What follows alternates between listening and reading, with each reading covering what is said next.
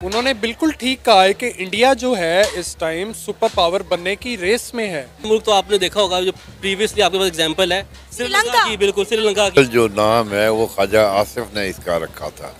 उस साइड पे आप टीवी लगाएं, देखें हमारे नेशनल चैनल पे जी हमारे पॉलिटिशियन कह रहे हैं इंडिया से सीख लो। हिंदुस्तान और हम एक ही दिन में आजाद हुए, आज वो दुनिया की सुपर ताकत बनने के ख्वाब देख रहा है और हम दिवालियापन से बचने के लिए भीख मांग रहे हैं। दोस्तों, इंडिया में इलेक्शन का टाइम चल रहा है और पूरी दुनिया से बहुत सारी ऐसी रिपोर्ट्स आ रही हैं जिसमें कुछ इंडिया के फेवर में हैं, कुछ अगेंस्ट में हैं। तो इसी कड़ी में दोस्तों पाकिस्तान से भी एक एक इंसिडेंट निकल कर आया जिसने तो भाई तहलका मचा दिया इंडिया में। तो वहाँ के असम्बली का कोई मेंबर है, ठीक है, मौलाना फ़कीकुर रहमान इस तरीके का कुछ नाम है, ठीक है। उसने इस तरीके से बोला कि मोदी ने किस तरीके से उसी टाइम में सेम टाइम पीरियड में इंडिया को सुपर पावर बनने की राह पर आगे बढ़ा दिया है। उसी टाइम में पाकिस्तान कंगाली की कगार पर आ गया है।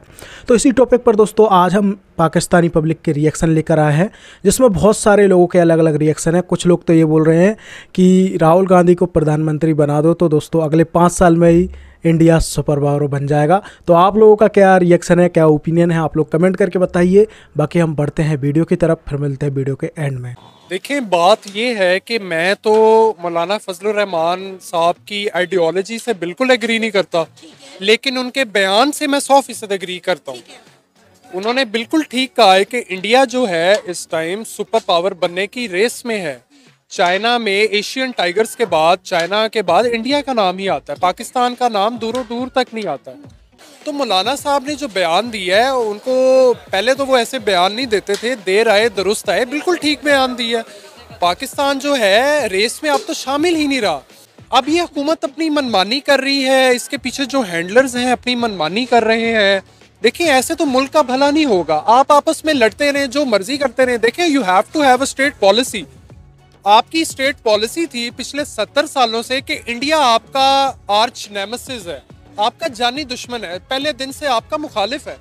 वो इस टाइम जो है आपकी पॉलिसी रिवर्स हो गई है। इंडिया आपका दुश्मन नहीं है। मैं रिसेंटली ISPR की मैं वीडियोस देख रहा हूँ, मुझे तो इंडिया का कोई नामो निशान नहीं नजर आ रहा। कि मैं तो सिंपल सी बात करता हूँ, जो स्टैट्स शो करते हैं ना, उनकी बात बिल्कुल ठीक है। पहली बात तो ये बड़ी दुख वाली बात है कि हमारा कंपैरिजन इंडिया से बनता ही नहीं है।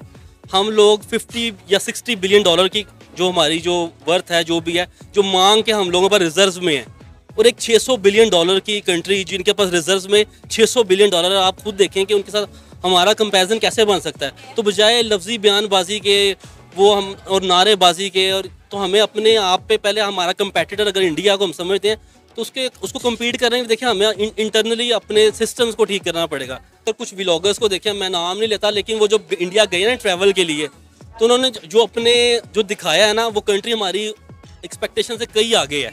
उनके रोड, उनका हर स्टेट का आपको पता है वहाँ पे वर्सटाइल हर तरह की, और जो पेट्रोल रेट है वहाँ पे, तो वो बड़ा ऑर्गेनाइज कंट्री है। देखिए, अच्छे बुरे लोग हर जगह पे होते हैं। ये जो मजहबी किस्म के फसादात में कुछ लोगों को इसका बेनिफिट है, इस लोगों, ठीक है, ये मजहबी लोगों के बढ़ाकर बताने से कि हिंदू मुस्लिम की लड़ाई, ये हर जगह पे है। नहीं, कतई नहीं। हर आदमी फजलुर रहमान की असलियत को जानता है। उसका नाम मेरा क्लास फेलो है, बहुत अच्छा दोस्त ख्वाजा आसिफ। उसने इसका नाम रखा था डीजल। डीजल जो नाम है वो ख्वाजा आसिफ ने इसका रखा था। उसको इस दफ़ा इस गेम के अंदर कुछ नहीं मिला, तो वो बोल रहा है और बोलता रहेगा। वो हर चीज़ को डिफॉल्ट करेगा। इंडिया ने तरक्की बहुत की है, इसमें कोई शक नहीं है। वहाँ स्टेबिलिटी है, वहाँ पॉलिटिकल सिस्टम है, हमारी तरह नहीं है। महंगाई कंट्रोल नहीं हो रही। हमारे यहाँ कोई चेक एंड बैलेंस नहीं है कि जो प्राइस कंट्रोल करे। जिसकी जो मर्जी है वो कीमत लगा रहा है, जिसकी जो मर्जी है वो कीमत लगा रहा है। कोई चेक नहीं है, कोई कंट्रोल नहीं है। सारे इदारे फेल हो चुके हैं। कोई आम पाकिस्तानी अगर इंडिया की तारीफ करता है ना तो उसे ये कह दिया जाता है ये गद्दार है, ठीक है, ये एजेंट है, ये इंडिया को पाकिस्तान में रहते हुए ग्लोरीफाई कर रहा है, शायद ये नमक हराम है, ये सब बड़ा कुछ कहा जाता है, अदारों से नोटिस भी आ जाते हैं। अभी मौलाना फजलुर रहमान है, पाकिस्तान के सीनियर पॉलिटिशियन है, 3 बार कश्मीर कमेटी के वो चेयरमैन भी रह चुके हैं।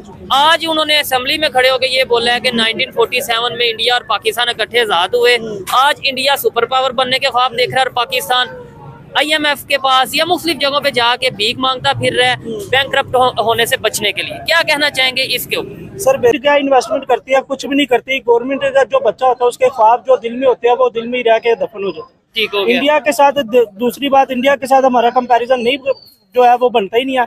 हमें अपनी ईद का चांद नजर नहीं आता और इंडिया ईद पे चांद पे जो है वो पहुंचा हुआ है, हमें अपना चांद नजर नहीं आता। वो टेक्नोलॉजी में बहुत आगे, हमारा उनसे कोई कंपैरिजन नहीं बनता। नहीं, आप मेरा शायद क्वेश्चन ठीक से समझे नहीं या मैं समझा नहीं पाया। आपने जो बात की है वो अपनी जगह ठीक है।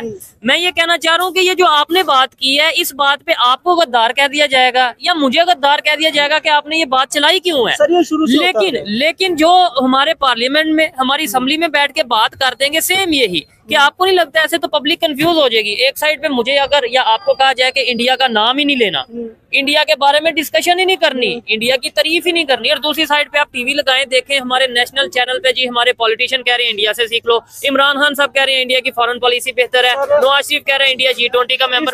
इसके लिए आप ये भी देखो ना, आप मुल्क पाकिस्तान का किसी भी यंग जनरेशन को देख ले, कोई भी जो लाइक अपने एम को लेकर जो बच्चा है, पैशनेट है, उसको देख ले। वो आप अपने पाकिस्तान में किसी को रोल मॉडल नहीं दे रहा, किसी को नहीं डिफाइन करा। क्यों? क्योंकि पाकिस्तान ने डेवलपमेंट किसने की है, जो किस फील्ड में की है? किसी ने भी नहीं की। जो वो रोल मॉडल अपना वही चूज करता है जिसने अच्छी खासी कम उम्र में डेवलपमेंट की भी हो। ठीक हो गया। तो इस वजह से लोग अब देखे फिल्म इंडस्ट्री को सपोर्ट कर रहे हैं। उनकी फिल्म इंडस्ट्री, अगर हम इतने ही मुसलमान है, नाम के मुसलमान, फिल्म इंडस्ट्री अपने मुल्क में क्यों सपोर्ट कर रहे हैं उनकी? लोग सपोर्ट करते हैं भाई, लेकिन हमें जो जो एम होते हैं वो लोगों के एम जो है वो इतना टैलेंट नौजवान पाकिस्तान में भी है, बहुत नौजवान टैलेंट है, लेकिन वो बाहर जाता नजर आप देखें एम्बेसियों में चले जाएं। अभी मेरे दोस्त बता रहे थे कि इस मंथ 1.5 लाख ऐसे वीजे पेंडिंग है जो बाहर जाने वाले लड़के हैं। तो अगर आपके एक पढ़े लिखे नौजवान है जो बाहर जा रहे हैं, वो टैलेंट आपका सारा बाहर जा रहा है, मुल्क में आपके पास कुछ भी नहीं बचा देना, तो उसका आपको बेनिफिट्स मिल रहे हैं। लेकिन पाकिस्तान में क्या मिल रहा है हमें? ठीक है। अच्छा, एक चीज मैं यहाँ पे क्लियर करना चाहूँ, सोलर के ऊपर अभी टैक्स लगा नहीं है। वो जो 2000 रुपए की खबर आ रही है, खबर ये आ रही है कि लग जाएगा। पाकिस्तान में यही होता है, जो खबर आ गई है समझो वो चीज लग गई है। देखे ये सारे जितने भी ना सारे अल्हम्दुलिल्लाह एम्प्लॉय हैं, सैलरी एम्प्लॉयड है, सारे जॉब कर रहे हैं, सैलरीड एम्प्लॉयड है, और ये अपनी सैलरी में से टैक्स भी पे कर रहे हैं। लेकिन उनकी सैलरी में से जो टैक्स ये दे रहे हैं, इनकी फैमिली को कोई फायदा होगा? मुझे तो 3-4 साल हो गया टैक्स देते हुए, कोई फायदा नहीं हुआ। अच्छा, बेसिकली आपका दीन है ना, दीन भी यही कहता है आपको। गद्दारी वाली बातें तो बाद में, दीन भी यही कहता है अगर आपको कहीं से किसी गैर मुसलक से भी आपको अच्छी चीज मिलती है ना, उसको अपनाओ। ठीक है। तो अपनाना इसमें यह नहीं है कि हमें कल्चर उनका बुरा होगा। हम इस्लामिक रियासत है, हमारा कल्चर को छोड़ रहा है, हम उस तरीके याश पसंद लोग नहीं। हम किसी को बुरा नहीं ना कह सकते। हम ये कहें कि भाई वो जो कर रहे हैं वो अपनी जगह वो अलग है, हम अलग है, ये कह सकते हैं।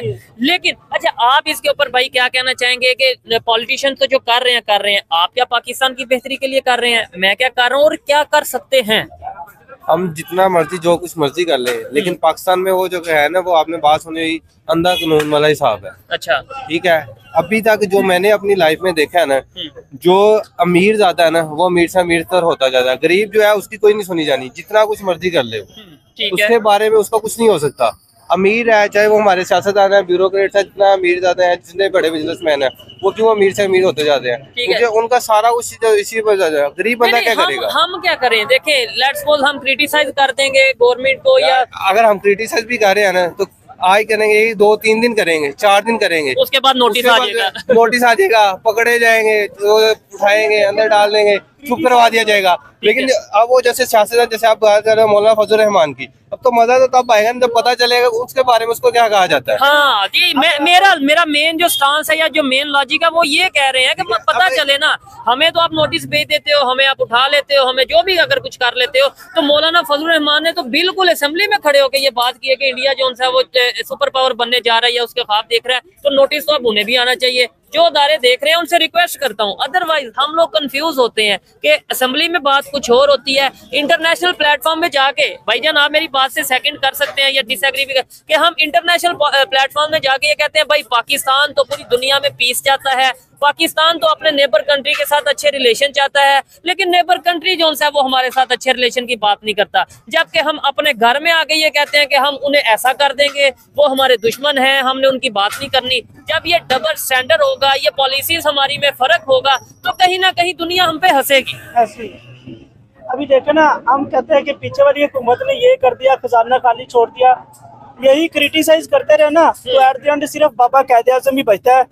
ठीक है, तो सारा मलबा उसी के ऊपर ही डाल दो सीधा सीधा, क्योंकि गवर्नमेंट उधर से स्टार्ट हुई। उन पे क्या मलबा डाल देंगे, उन पे ये पाकिस्तान बनाया क्यों है ना, फिर बचता है तो यही है कि उस बंदे ने पाकिस्तान बनाया क्यों, ये बात क्यों की? मुझे एक अदारे ने बुलाया और मैंने ये बोला कि भाई ऐसे ये चीजें होती हैं। उन्होंने बोला कि कायदे आज़म ने इतनी कुर्बानी दी, 1947 में हमारी औरतों ने जो उनसे अपनी जानों की कुर्बानी दे दी, और आज आप ऐसे कायदे आज़म ने इतनी बड़ी कुर्बानी दी कि हमने उसको जो है एम्बुलेंस कौन सी दी खराब, उसमें फ्यूल ही नहीं था, उसके साथ हमने क्या किया? ठीक है, ये भी तो देखें सर, ये भी आप सुन सकते हैं। मतलब जाहिर बात है, मुझे बताएं बेहतरी की कोई उम्मीद नजर आ रही है पाकिस्तान में आने वाले टाइम में? बेहतरी की उम्मीद इसी तरह से की जा सकती है, अगर आप अपनी यंग जनरेशन को सपोर्ट करते हैं ना, तब आप देखेंगे कि आपकी यंग जनरेशन में हर एक हीरा बैठा हुआ है। ऐसे यार हर एक पाकिस्तान से प्यार करने वाला बैठा है। ऐसा नहीं है कि हम आज बाहर चले जाए, हमारे भी वालिदैन इधर है, हमें भी मुल्क से प्यार है, लेकिन एक्चुअली मुल्क के लिए जो मुल्क के हुक्मरान है वो भी तो डेवलपमेंट के बारे में सोचे ना। आप अपने मुल्क को ऐसा गोशा बना दो कि नौजवान है उसका बाहर जाने को दिल ही ना करे। लोग बाहर क्यों जा रहे हैं सर? उनको अपना फ्यूचर ब्राइट उधर नजर आता है। आप मुल्क को ही ऐसा बना दो,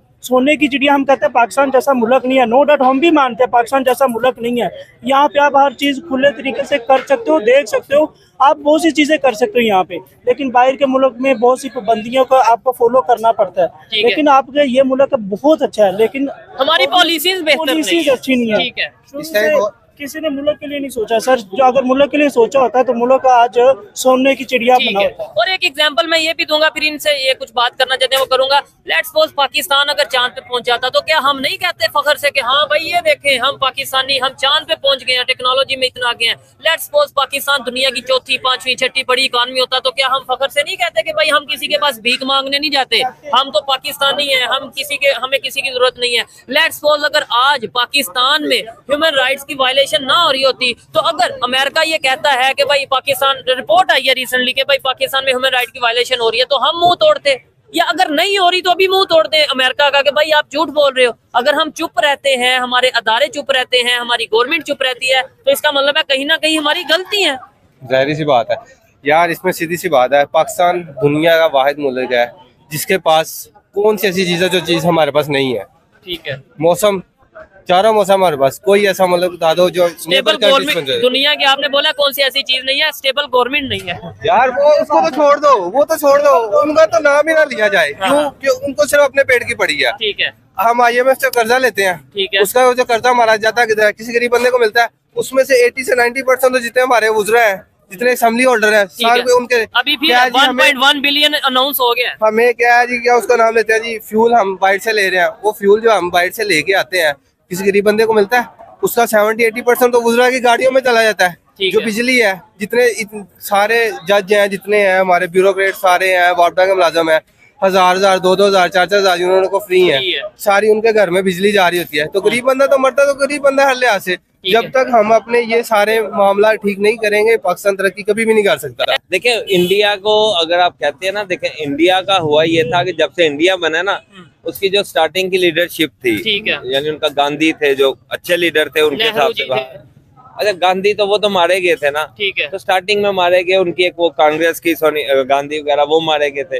लेकिन ओवरऑल उन्होंने अपनी काफी हद तक लीडरशिप बचा के, एस्टेब्लिशमेंट की इन्वॉल्वमेंट नहीं, तो लीडर कुछ ना कुछ जनरेट होते रहे। ठीक है, पाकिस्तान में जो लीडर जनरेट हुए हैं वो या तो असैसिनेट कर दिए गए हैं, या मार दिए गए हैं, या फांसी चढ़ा दिए गए। ठीक हो गया, क्योंकि वो जो फांसी भी चढ़ाए गए हैं वो भी फ्रंटमैन थे, तो ट्रंप भी फ्रंटमैन है। ठीक है, नहीं मारे तो वैसे उधर भी गए थे, जैसे इंदिरा गांधी का भी जैसे मर्डर हुआ। वो मारे, देखिए वो मारे, मैं वही कह रहा हूँ, वहाँ भी मारे गए हैं, लेकिन कुछ कुछ एस्टेब्लिशमेंट इन्वॉल्व नहीं थी, कुछ ना कुछ नए जनरेट हो गए। अच्छा, मेरा बेसिकली क्वेश्चन ये नहीं है, आप शायद मेरा क्वेश्चन नहीं समझे। मैं ये नहीं कह रहा कि वहाँ पे लीडर कैसे हैं, यहाँ पे कैसे हैं। मैं ये कह रहा हूँ कि हम अगर आप जैसा या मेरे जैसा कोई आम पाकिस्तानी ये बात करता है ना कि इंडिया दुनिया की 5वीं बड़ी इकॉनमी बन गई है, इंडिया ने डेवलपमेंट कर ली है, वो डेवलपमेंट की तरफ जा रहे हैं, तो हमें अदारे बुला के ये कहते हैं कि यार आपके हमारे पाकिस्तान के आइन में नहीं लिखा है कि आपने उनकी तारीफ करनी है, और एक साइड पे असेंबली में खड़े होकर मौलाना फजलुर रहमान तारीफ कर रहे हैं और अदारा उन्हें चला भी रहा है। यानी कि पीटीवी पे वो चले, नशर हुई उनकी बात, तमाम मेनस्ट्रीम मीडिया ने भी वो चलाई। देखें, जो आप फजलुर रहमान की बात कर रहे हैं ना, जैसी हमारी जो दूसरी लीडरशिप है ना, जो एस्टेब्लिशमेंट की फ्रंट मैन है पिछले 40-50 सालों से, ठीक है, फजलुर रहमान खुद भी वही है। अच्छा, ये फ्रंट मैन है उनका, उन्हीं का बनाया हुआ बंदा है। ठीक है, जैसे बाकी इन्होंने लीडर बनाए हैं, जैसे नवाज शरीफ को बनाने वाले ये थे, ठीक है, भुट्टो को बनाने वाले ये थे, नहीं, ये सारी लीडरशिप उन्होंने बनाई है। कौन सा ऐसा लीडर है जो कि खुद बना है? देखिए, खुद पाकिस्तान में, देखिए खुद पाकिस्तान में 3 लीडर थे जो अभी तक मुझे याद पड़ता है जो खुद बने थे। अगर मुत्तहदा पाकिस्तान में देखे तो मुजीबुर रहमान खुद बना था, गरीब घर से आया था वो। अच्छा, ठीक है, वो मैं तो छोटा मोटे जिम्मेदार थे, बड़ा गरीब सा था, पब्लिक की सपोर्ट के साथ खुद बना था वो लीडर। वो बिल्कुल मिडिल क्लास से उठ के आया था, तो वो था, वो बाद में जो भी वो सारी हिस्ट्री है। ठीक है, देखो तारीफ खाली इंडिया की नहीं बनती। ठीक है, इंडिया अगर देखा जाए ना, अगर कंपेयर टू चाइना किया जाए तो शायद उसके 20% भी नहीं है। अच्छा, तो आप अगर तुर्की की देख लो, तुर्की में भी ऐसी डिक्टेटरशिप रही है। मौलाना फजलुर रहमान भी चाइना की बात करते ना, तुर्की की बात करते। मैं यही तो कह रहा हूँ कि आप असेंबली में खड़े होकर इंडिया की कंपैरिजन करोगे या तारीफ देखो ना, तो मैं फजलुर रहमान को पसंद करता हूँ, ठीक है, वो खुद फ्रंट मैन है, मैं तो उसको कोई नहीं कहता, मैं आपको जनरली बता रहा हूँ, अपनी राय बता रहा हूँ। ठीक है, आप इंडिया से भी कुछ सीख सकते हो। ठीक है, आप इंडोनेशिया से सीख सकते हो। ठीक है, 25 साल सुहार्तो रहा है वहाँ पे। हाँ, सुहार्तो जो उनका डिक्टेटर था। ठीक है, 25 साल रहा है वहाँ पे, फाके से लोग मरते रहे। अच्छा, ठीक है, आज टॉप 10 में आ गया इंडोनेशिया, टॉप 10 इकोनॉमी आ गई। जैसी भी है डेमोक्रेसी है, वो डेमोक्रेसी जो हारत हो गया 15-18 सालों के अंदर अंदर वो टॉप 10 में आ गया। इसका मतलब है डिक्टेटरशिप हल नहीं था, वो फाके है। आपकी एस्टेब्लिशमेंट अगर मुल्क रन करती है तो फाके। अच्छा, तुर्की की मिसाल ले लें आप, तुर्की में भी जब तक आर्मी रही है वहाँ पे 1.5 लाख पे गया था उनका। अब तो लोग कहते हैं अफगानिस्तान की एग्जांपल ले लें, लोग कहते हैं बांग्लादेश की एग्जांपल ले लें, लोग कहते हैं कि आप श्रीलंका की एग्जांपल ले लो कि जो डिफॉल्ट हो के फिर मतलब बैंकरप्ट हो के फिर। देखिए, अफगानिस्तान कोई इतनी अच्छी एग्जांपल नहीं है। ठीक है, ठीक है, लेकिन बांग्लादेश कैसी एग्जांपल? देखिए, अफगानिस्तान में एक इतनी अच्छी एग्जांपल नहीं है, लेकिन हाँ उसमें एक चीज अच्छी है, वहाँ पे सबको पता है पावर किसके पास है। ठीक है, पाकिस्तान में तो पता ही नहीं ना, यानी एस्टेब्लिशमेंट अलहदा कर रही है, पॉलिटिशियन अलहदा अपने किससे खा रहे हैं। अफगानिस्तान में एक है। अच्छा, बांग्लादेश में भी यही है, उनके पास है, उनको यही पता है कि यार जो करंट वजीर आजम है ना उसके पास ताकत है। ठीक हो गया, ठीक है। देखो, जब आपकी इंटरनेशनल ताकत या IMF आता है या कोई अमेरिका आता है, तो जब आपसे डील करने आते हैं तो उनको पता तो ना मुल्क में ताकत किसके पास है। ठीक हो गया। अच्छा, पाकिस्तान में एस्टेब्लिशमेंट के पास है, और अगर आप एस्टेब्लिशमेंट की हिस्ट्री उठा के देख लो, लेकिन एस्टेब्लिशमेंट ये कहती है कि भाई हमारा कोई रोल नहीं है। ये ऐसे ही कहती है ना, वो तो कहते रहेंगे ना रोल नहीं है। ठीक है, लेकिन मैं आपको बता रहा हूँ सेम ऐसे तुर्की में भी ऐसे था, वो कहते थे हमारा रोल नहीं है, बस तुर्की में फाके ही होते थे। ठीक है, आप लोगों को ये वीडियो कैसा लगा आप लोग हमें कमेंट करके बता सकते हैं। साथ ही साथ चैनल को सब्सक्राइब कर सकते हैं और ऐसी इंटरटेनिंग वीडियो अपने दोस्तों के साथ शेयर भी कर सकते हैं। तो दोस्तों, इस वीडियो में इतना ही, मिलते हैं किसी और वीडियो में, तब तक के लिए जय श्री राम।